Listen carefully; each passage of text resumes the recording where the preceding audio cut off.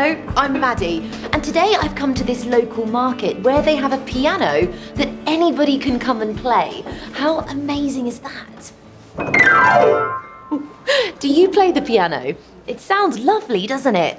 But what I want to know is what's going on inside the piano. Do you know how a piano works? Let's find out. How does it work? A piano! We are in a piano shop. There are lots of pianos here, but they don't all look the same. This type here is called an upright piano, and that's because the main body of it, that's this bit, stands upright, just like we do. But this type here is called a grand piano, and it stretches out this way instead of upright. It's a bit like lying down. Playing a piano starts with this, a keyboard, and all these white and black bits are called keys, and each one plays a different note. Have a listen.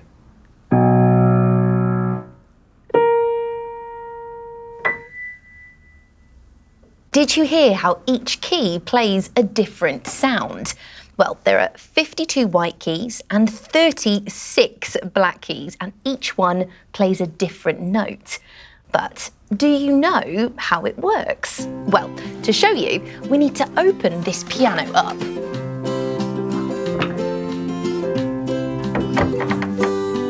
Hidden inside every piano are lots of strings.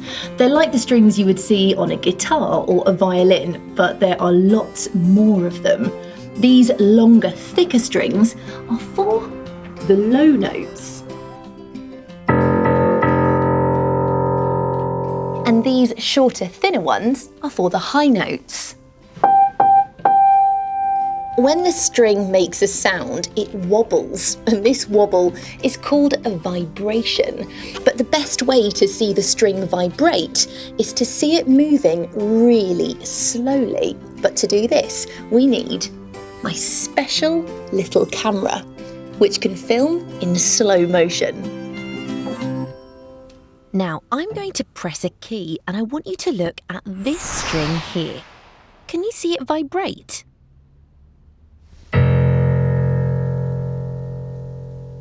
That's amazing. Let's see it again.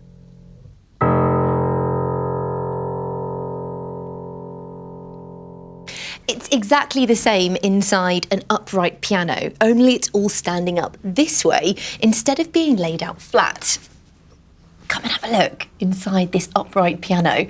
We've taken off the front so you can see inside. Look, here are the strings, here. Now, watch what happens inside the piano when I play it.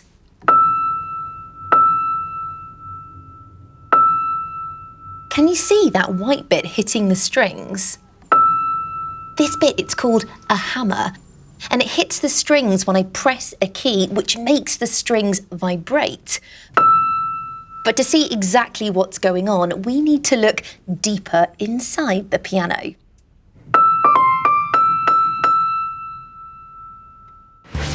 Every key is longer than it looks because it's actually part of a wooden lever. A lever is like a seesaw. When one end goes down, the other end goes up. At the end of the lever is the key. At the other end is the hammer. When a key is pressed, the end of the lever shoots upwards. This pushes another small lever up too. And it forces the hammer to hit the string so that it vibrates. As the string vibrates, it makes a musical note.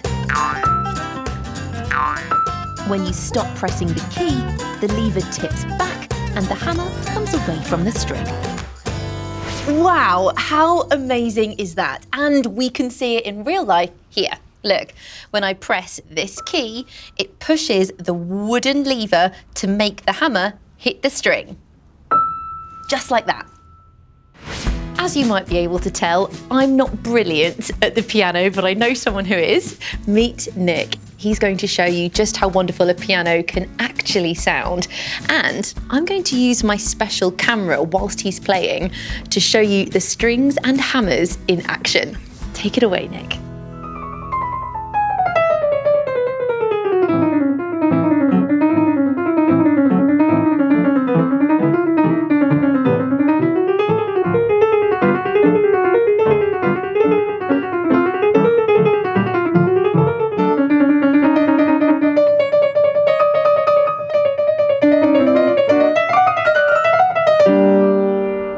Wow, very good. What was your favourite thing about seeing how a piano works? Do you remember what you call the part of the piano that hits the strings? Yes, they're called hammers. Did you hear the sounds the different keys made? Each key makes a different note.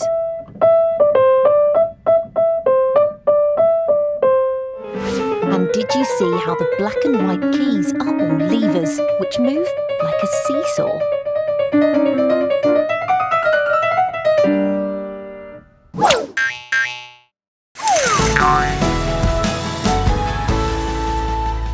So now when you play or watch someone playing the piano, you'll know just how it works inside. But there are lots of other ways you could make music too. How do you like to make music? I like to play the drums. You can make big loud noises like this, or little soft noises like this.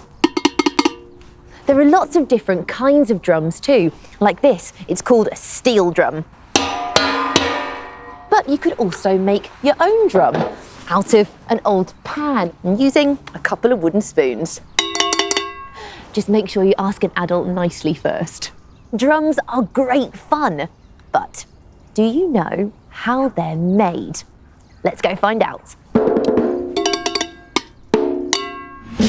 How is it made? A drum. We're in a drum factory, and making a drum begins with this. Here we have lots of very thin slices of wood.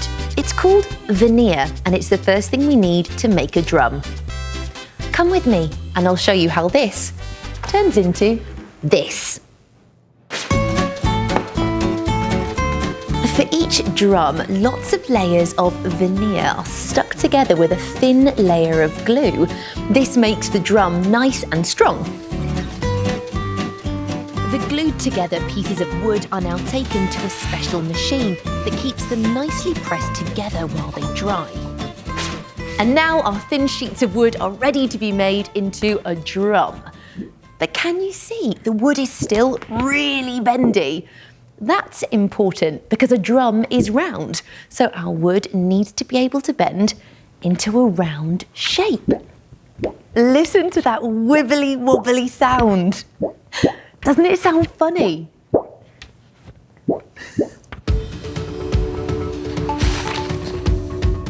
The drum maker is choosing the bits he wants to make a pattern around the outside of the drum. And now the wood is ready to go inside this mould. Can you see that it's round? This gives the drum its round shape. The first sheet of wood is put inside the mould and pressed together. And now another sheet of wood is added. This sheet has a layer of glue on it, so it sticks to the inside of the first sheet. Once the drum is dry, it's ready to come out of the mould. It's a bit like getting a cake out of a baking tin. This bit is called the shell. It's beginning to look like a drum, isn't it? But there's a few more stages yet. The drum needs to be nice and smooth, so it has to be sanded. Sandpaper is rough on one side, like sand. And when you rub the paper against the wood, it takes off all the rough bits, so that when you use your drum, you don't get splinters.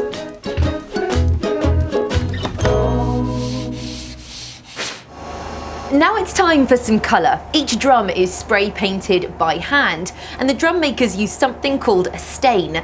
It's a bit like paint. It makes the wood look a bit darker, but it can get very messy. So I'm going to use my special camera to get closer to all of the action. Let's go and see.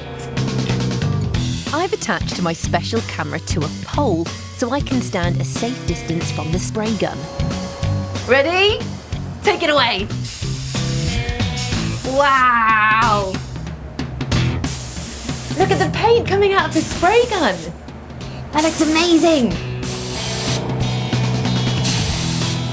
I'm just using the screen so I can see what's happening on the special camera.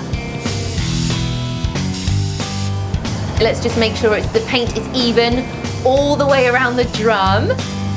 Brilliant. Zach, do you think it's finished? Yeah. Ready to go. Wow! And this is what the drum shell looks like once it's been painted and dried. It looks brilliant, doesn't it? But what do you think is missing? It's the top part of the drum, the bit you hit to make the sound. And this is called the skin or the head. And for that, we need a special sheet of plastic. But before we attach the drum's shell to the plastic skin, we have to drill some holes. Next, metal blocks called lugs are screwed into the holes, and the plastic skin is placed on top of the drum, with a metal hoop fixing it into place. The next thing to do is put the drum to the test and check it makes a great sound. Take it away.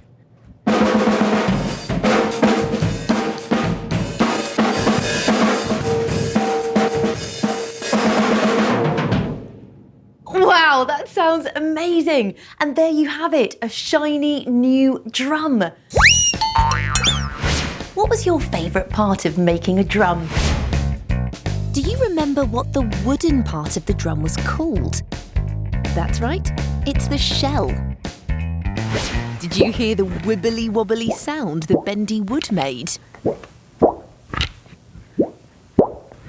And did you see how the drum was painted by a spray machine? Wow!